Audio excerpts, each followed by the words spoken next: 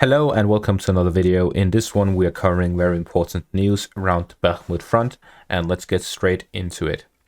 So starting out to the south of the Bakhmut front, we see that the Russians have managed to capture the villages of Osarednyanivka as well as Senopilia and this small village here called Andrivka. With this they only have the village of Kurdyomivka between them and control over the south of Bakhmut. With this, they'll be able to hold a front line that defends the western flank of the Bakhmut front, and they will be able to advance towards Klishchivka from two directions, as well as flank Upitne from the south. With this, they are able to advance towards the south of Bakhmut and cut off this main road that goes between Bakhmut and Konstantinivka. With this, they were able to cut off one of only two main supply lines between Bakhmut and its supplies. This leaves Bakhmut in a very vulnerable position as it cuts off half of the supplies that reach the city.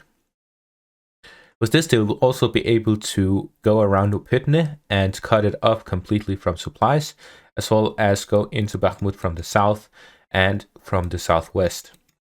With this, the Russians can bypass the Ukrainian defenses to the east. This leaves this whole eastern area vulnerable, and the Russians will be able to advance towards it, leaving the Ukrainians with only one option, and that is to fall back behind this river that they have blown up most bridges to. This will also leave Bakhmut in a position where their only supply line is to the north, which goes through to Sloviansk. But since the Ukrainians have managed to recapture Izium and Liman, this is a very favorable position for Ukraine as it allows them to properly resupply Sloviansk, Siversk, and Bakhmut.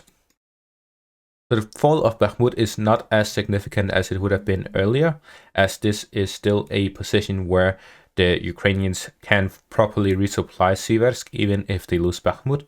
However, just as cutting off this road cuts off half of Ukrainians' supplies to Bakhmut, cutting off Bakhmut will cut off half of the supplies to Siversk. There's also this river here, the Siversk River, which will make it difficult for the Ukrainians to properly resupply Siversk from the north, as most of these bridges have been blown up. However, we also see further north that the Russians are attacking and have reached Spirne. This is actually confirmed by video evidence, as we can see here on this Twitter account.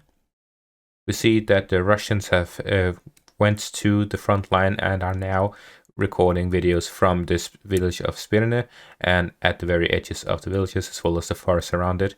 There's a lot of information there. You can watch the video by clicking on the icon and clicking on the link here. Anyways, that's it for this update. Thank you all for watching and have a great day.